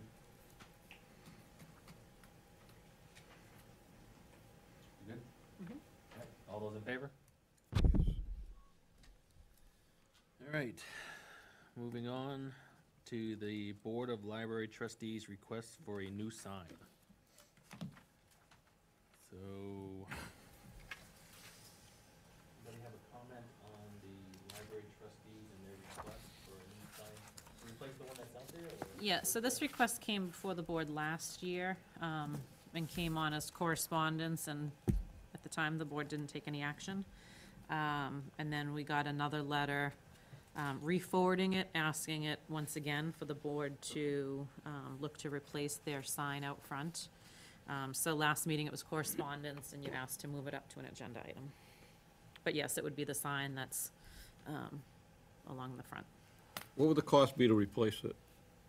I have no idea. I'm assuming, if we were to replace it, we would have to go with more of our standard sign, which is the granite posts and which would match the town hall sign, but we don't currently have that in place. I think it's just a wooden sign out there. How much did those signs cost? I honestly, I don't know. Is it falling apart? What's the reason for It's replacing it? worn. I mean, it need paint? Well, it's already been painted once. It wasn't replaced with the other signs. I was on the board at that time. So what happened was when the other signs were replaced, that one was painted. Okay. So I think they could try to paint it again, but I know that that's going to be a temporary fix because whatever, it was painted a year or two ago and now it's back in the same state. So I think painting is an option, but it's definitely an eyesore right now. How about if we contact the person that made the other signs and get a cost on what it would cost to replace that and rather than a temporary fix and just see what it would be. Are we paying for it or are they paying for it? I believe they're asking you to pay for it. And to be honest, I don't even know who made the other signs. I'll have to find out if anyone who's here actually knows. Bobby might. Sure, he does. Yeah, they're the same type that are at the approaches to the town, one on Salem Street. Yeah, I'll speak with him and find two on out who Salem made Street. them. Yeah, we can see how much it will cost to replace the sign, but I gotta say, we have repeatedly asked the board to come in and talk to us about funds and issues over at the library, and they have repeatedly declined to come in and talk to us. So it's ironic that they're coming to us asking for money to replace their sign. It's beyond that. I mean, they have $121,000, and they make 80 cents a month interest on this. If they invested it responsibly, like they should, they'd have enough money in the interest to pay for a number of signs. But now they want to ask me to reach into my pocket and pull out more money, and all the other taxpayers in this town to pull out more money, while they continue to be fiscally irresponsible with those funds. It's enough. Enough. So my concern is that the only agenda item, though, is the sign. I feel like we're kind of digressing a little bit. If we want that other issue to be on the agenda, then we should put that on the agenda. But I also think that that's a separate issue from the town as a whole, and whether it's the library sign or another sign, it's how we as a community are presenting. So I get that piece, but I kind of feel that it's separate from, whether this sign is an accurate representation of our town, because if you look at it right now, it really looks horrible.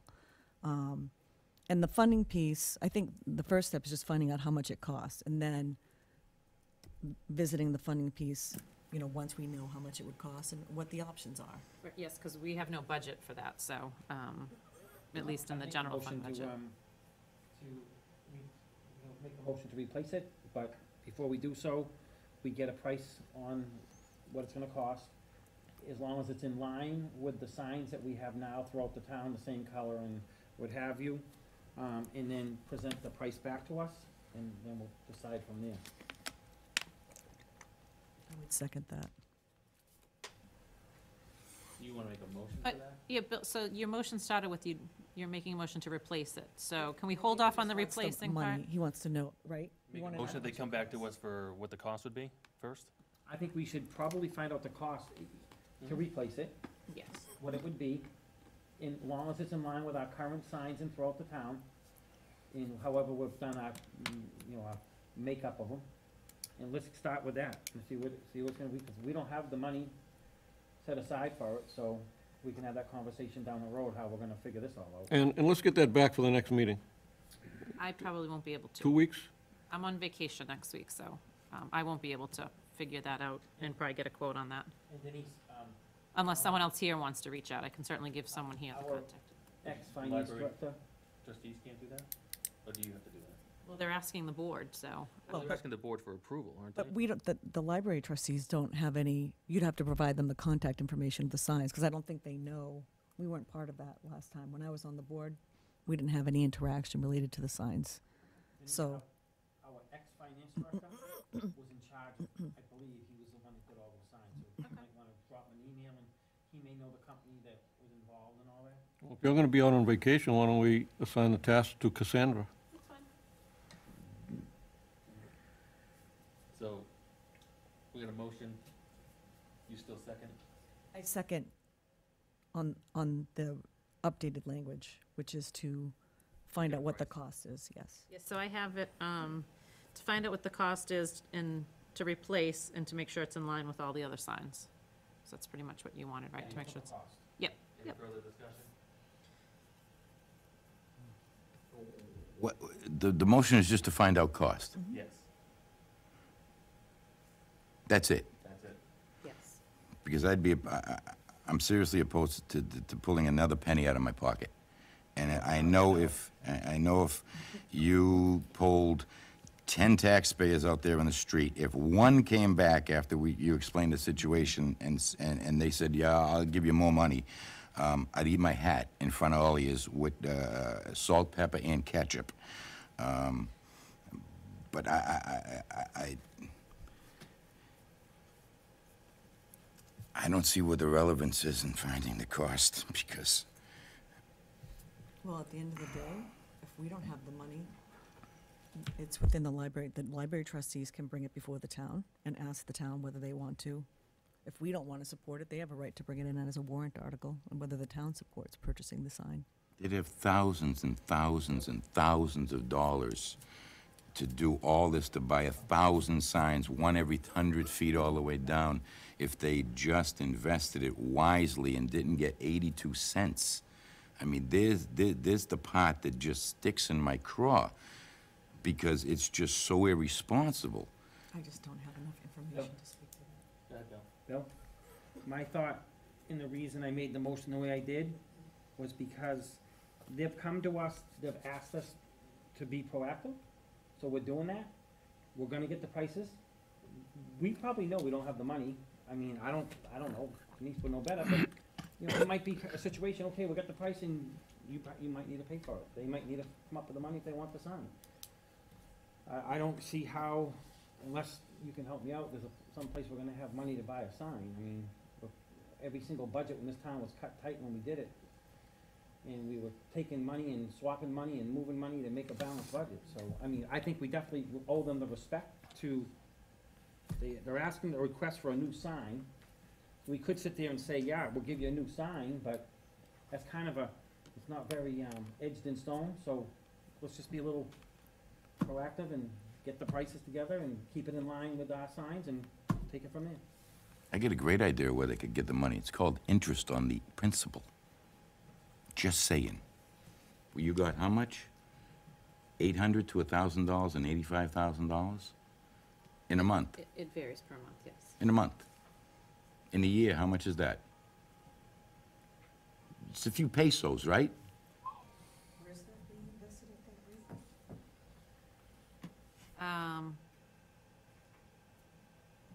I just blanked. Oh, Bartholomew and Company. Any further discussion? All right, all those in favor of getting pricing on the cost of a sign? That's all we're voting on. All those in Right. favor? Yes. No abstaining, okay. No. I think you need to ask anyone's opposed, because I think Anybody that's what his vote is. All right. Sorry. Okay. Moving on to July volunteer of the month. So you only had one come in. Yep. So before, we just have had the practice that you vote on them and we create a certificate for the following meeting. So, Excellent, excellent, excellent nominee. Anybody Mike, want to make a excellent. motion? I make a motion that we name Jim Frere for his long and outstanding work for the community of Groveland as volunteer of the month of July. We get a second? I'll second that. I would agree. Jim's a great guy, and he's been here a long time and volunteers for everything. He volunteered for something else a week and a half ago with me, so he never says no, so definitely a good volunteer of the month candidate. Any other discussion? All those in favor? All right. Moving on to votes of the board, we have the minutes from July 10th, 2017. Anyone make a motion on that? I'd like a couple corrections first. Sure. Both appear on page 6. 6, 1, 2, 3, 6, top paragraph, 6th line down, first name, just a correction on the spelling on that. And just an addition on, you want me to count the lines? No, you can just tell me what, Right about in the middle, Selectwoman Lisa Carpenter, his name is missing. Yep. And that's all I could find. okay. So do you want to make a motion with? I'll make a motion that we accept that with corrections. In a second? Second. Any further discussion? All those in favor? It's an eagle eye. He is, he reads everything. Fire department pay schedule. Gonna make a motion on that? Is it a motion to, oh, should we be discussing this? Is this, No, it's just correspondence. Well, I mean, you could discuss it, I guess. No, so the fire chief, as a strong chief, runs his department, but he does not set salaries. That falls to this board, so he is looking to adjust. I think we touched upon it briefly at the last meeting. Currently, there was no standard formula for pay scales trying to calculate the difference between private, lieutenant, captain, et cetera. It was not a standard percentage. It was like 18%, 19.2%. So all this does is standardize the differential between the pay grades of the fire department. Everybody is just slightly under that. There will be minimal increases per hourly rate, but really nothing significant. It's really just bringing them to a standard percentage differential. so implementing this doesn't have a huge net effect? Is that what you're saying? And he has not implemented it yet. His plan is to implement it. If you vote it tonight, it would be for September, he would implement it. And can we get more specifics about the actual impact? I can certainly ask him to do that, but I think unfortunately it's based on the number of calls, so it'll be difficult for him to. I see. But really, it's minimal. I mean, I can tell you, so the lieutenant, as you see, it was 1947, it's going up slightly. Oh, so, Um, okay. The captain, it's going up, 18 cents. So it really is a minimal impact per hour. So I would make a motion that we approve these increases as outlined in the letter by Chief Lay. You get a second? I'll second that. Any further discussion? Should we, just a discussion, should we add a start date on these, or was it just understandable that it would take effect tomorrow? So he put in there that he would implement it the following month, so his plan would be to implement it for September if it's approved tonight. Okay. So you can certainly vote that September. September 1st, 2017. September 1st? Any further discussion? All those in favor? Yes.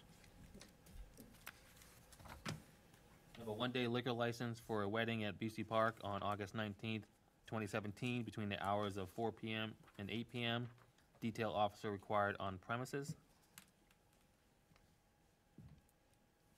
Anybody want to make a motion on this? I'll make a motion that we approve the one-day liquor license at BZ Park on August 19th between the hours of 4 PM and 8 PM. I'll second it. Any further discussion? Bill? What's the fee? There is no fee. So, since I've come here, this has been one of my bones of contention because we have no formal process. There's no application, there's no fee. I actually spent some time in July gathering other cities and towns' policies on one-day liquor licenses. So I've sent them all to Cassandra. I've asked her to look through them and sort of, let's put together an actual policy of, have a standardized application that we need. And the fees are minimal in other towns. I mean, they can range quite a bit, but, they can be as low as $25 to $50, up to $150 or $200. I don't think we need to go that high, but I think there should be some fee associated with the cost of preparing it and getting the license. So that will be an upcoming recommendation when we actually develop a formal policy and application for this process. And they pay for the detail officer? Yes. No fee? The other thing is they have to have their own insurance, which can sometimes cost as much as $200.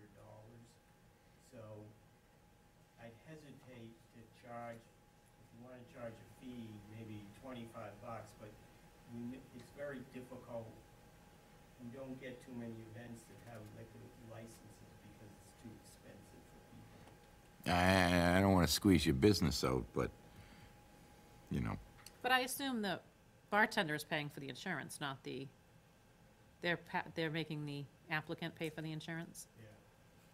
Yeah, it's a full bar, not just beer and wine? Whatever they'd like, choose. yeah. It says for the sale of wines and malt beverages only, so it's not hard liquor. This one is just, right, Beer and it's wine. through this, it's a new company. We haven't, I don't believe we've done business with this company before. Martinis, et cetera. So we're gonna let them drink for 4 hours and let them loose on the streets of Groveland? Well, there will be a detail officer. For nothing. But that being said, that, Wise it's choice. probably cheaper to have a wedding up at the VC than it is at a real hotel, so, I mean, if it's $25 to pay for a, license, it's not like a killer, you know what I mean? It's not gonna cost a lot of money to hold a wedding. No, I would say 25 would be reasonable. Right, I mean, I do think a minimal fee. My concern is more the formal process, an application that they fill out for us, you know, trying to track people down. Some people just call, we get emails, sometimes I get a contract, sometimes I don't. So I would like to actually formalize the process for the one-day liquor licenses, and I think just a minimal fee just to, Put it just because it online. is a license, yes, it is a license that people are obtaining through us. And you said that Cassandra was gathering the information anyway, so we'll be able to look at what other similarly situated towns are doing. Yeah, I received so many back, so we have quite a few to look through. And like I said, the fees actually are all over the place.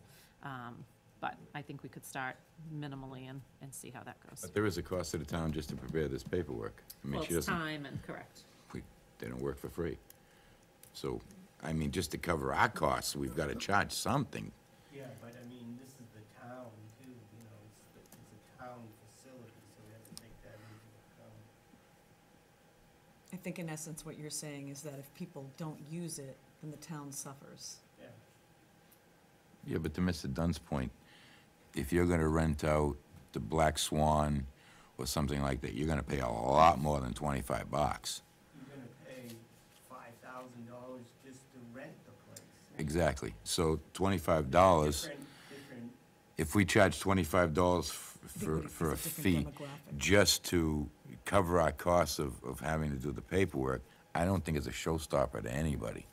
And it's just not even a speed bump. no, 25, I would think. What does a wedding cost there, Mike?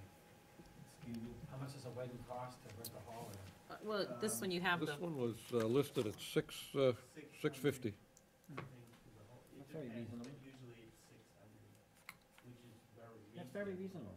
But, you know, the people who are renting weddings is for more, a different crowd than is gonna go to the Black Swan. Are they having the wedding up there, Mike, or just the reception? The whole thing is up there. So we have a motion and a second, is that what we have? yes. Any further discussion? All those in favor? Yes. All right, moving on to old business. I have a couple things. I was informed the other day that a member of the Library Board of Trustees is not a resident of Groveland anymore, yet is still participating in the meetings. Is that true? I think it's true. I mean, from what someone told me. To my knowledge, it is true, yes. Am I Oh, supposed to How do sign we this? prevent Did you that sign from it? continuing? Because in order to be on that board, don't you have to be a resident of Groveland? To be on any elected board, yes. Okay. So how do we bring that to someone's attention? Do we tell the town clerk? Do we tell, Well, it would really be up to the responsibility of the person to have notified their own board, who at that point would then notify this board that there was a vacancy. I've actually known about it for quite some time, because people have come in and said something to me, but I didn't feel, given the history with the library trustees against me. I felt it was not my place to bring this up. So it's actually been about 9 months that 9 months. they have not 9 lived in months. town. This person moved out of Groveland, has been making decisions on the board of library trustees. Yes. Okay, and this is the same board that wants a sign. Thank you. And the taxpayer to pay for it. So whoever the person is that this is referring to needs to officially resign. Well, and I would say at this point now, it's, because it's over the 30 days, so the law requires a 30-day notice to this board, and then it's a joint appointment to replace that. I would say they've actually, obviously exceeded 30 days, so the appointment is solely on this board to Right, that's replace what I was that position. So, if I could, Madam Chair, I would make a suggestion that the chair of this board writes a letter and states the situation, how long it's been going on, and that the person needs to resign or give us a letter of resignation because it's not in compliance, and that's the end of that. That would be my suggestion. So you could certainly reach out to the chair of the library trustees if you'd like. Yeah, let's do that. Go ahead. Does it go beyond that? How many votes were taken during that time that were, Illegal? that didn't conform with the law that may now be null and void? To be honest, they have 9 members, so I don't know that one vote makes a difference. I honestly don't know. Any vote that may have been 5-4 could have. If there was, yes. I don't know. I don't know that their minutes reflect votes, that detail. I honestly, I don't know what their minutes show. Let's start with the letter, acknowledging the problem, what the solution is, and then go from there. So you're writing the letter, though, right? The chair to the chair? I can write the letter, I can call, whatever. Can we also request minutes of those meetings during The that minutes are timeframe? online, so They're they're, online? so I mean, I did go through the minutes to see, because I actually, when I first was notified about this, I checked to see, and they are still in attendance. I think there's only been one meeting they have not been since the move out of town. And I think those meeting minutes are filed with the town clerk on a monthly basis. Yeah, but they are all on our website. Who's the letter going to? The individual or to the library trustees? You mean the chair? The chair, right, is that what you said, Bill? Send it to the chair. It should be directed to the I don't boss. think it should be a phone call personally. I Yeah. think it should be followed up in something with writing so that you can't have he said, she said type thing. Yeah, these things need to be well documented for sure. I will work on that. Another thing I wanted to bring up was, we received an email from Chief Gillen. I'd like to thank the West Newbury Fire Department for assisting our Groveland Police Department in the testing of their cruisers for CO2 levels and their officer safety without delay. I think the West Newbury Fire Department responded to Chief Gillen within an hour or two. That was actually statewide news that came out early last week about the need to test the cruisers for carbon monoxide poisoning. It's something that shouldn't have been put off. For some reason, our fire department was not willing or able to help the police department, so they had to go to the next town and ask for West Newbury to test their cars for them. I would respectfully say that the town fire department's not here to respond to that, and I don't think it's appropriate to have that discussion without at least offering them the opportunity to respond to that. Anybody else have anything to say about that? No, the letter that I read and I did, as everyone knows, I did ask questions when I saw the letter, and I got the answers I was looking for. And I would think that, and I heard, I didn't talk to the fire department, because I wanted to go through the chair and didn't want to overstep my bounds, but if there was an issue with the fire department, felt that it was a liability issue or whatever, I would have hoped that they were out testing houses in Groveland and they were out testing buildings, and the chief said, I could have used the tool myself. All he was looking for was to try and say, is the car got a leak or whatever, that's all. He wasn't trying to get into a liability thing, but I was hoping, would think our insurance from the town would cover it, but Again, I think this should be an agenda item. I think we need to be really careful about discussing this when it wasn't something that was put on the agenda. And we're discussing whether someone engaged in certain behaviors, that they're not here to defend themselves. If you look under the open meeting law, he would have a right to respond to that. Anything, Bill? The only thing I have to say is I think life is a lot easier when we all pull the rope the same way. Ed, do you have anything? Yeah, I'm not sure this is the proper venue under old business. That was, as noted here, old business, previous agenda items that the chair does not reasonably anticipate to be discussed. I don't remember seeing that on the agenda before. It probably should have been brought up under selectmen's time rather than old business. Duly noted. Anybody else for old business? Old business, real quick. Do we get an update on the Gardner Street section of the, they did a nice job on Main Street, and I've been down Governor's Road a couple of times. The manhole covers are up, but other than that, it's really nice. But from Main Street, School Street to Main Street, that Gardner Street is still Yep, so on the table over here tonight, you have some Chapter 90 requests. So because of the work that needed to be done there, the Highway Department decided it was better for them to do the full paving and take that project from the Water Department. So they are submitting requests and plan to do that whole area this fall. That piece of Gardner, Mike Street, School Street there, and a bunch of those side roads will all be done at once through Chapter 90 funds. Great. That's it? all set. Lisa? Nothing, thank you. Ed? Bill? Moving on to correspondence, we have minutes from July 24th, 2017, letters from the Board of Health regarding appointments, article from Eagle Tribune regarding West Newbury looking for a community center, and on to Finance Director time. Just two things I mentioned earlier. I will not be here next week. I will be on vacation. And I believe you all got, I did send an email, but I didn't hear from anybody, so I just want to make sure you got it. The Attorney General approved our zoning bylaw rewrite, so that is great news. Town Council was very pleased. I will once again extend congratulations to those on the committee, Jim Freer, Casey, Bailey, Kathy Franson, and Sam Jocelyn. They did a remarkable job. So the new bylaws are in effect.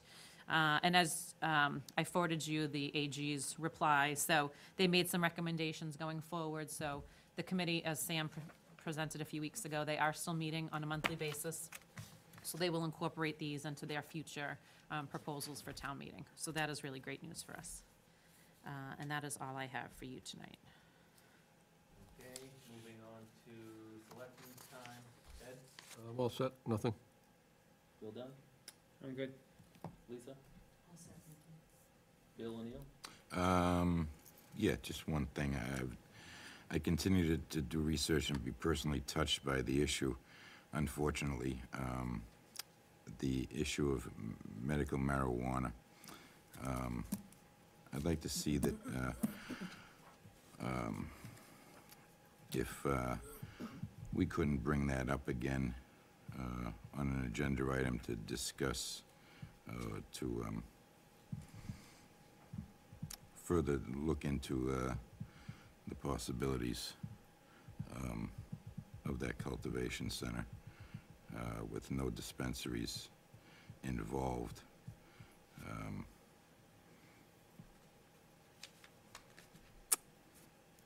Not for the money, I just feel it's just the right thing to do at the right time.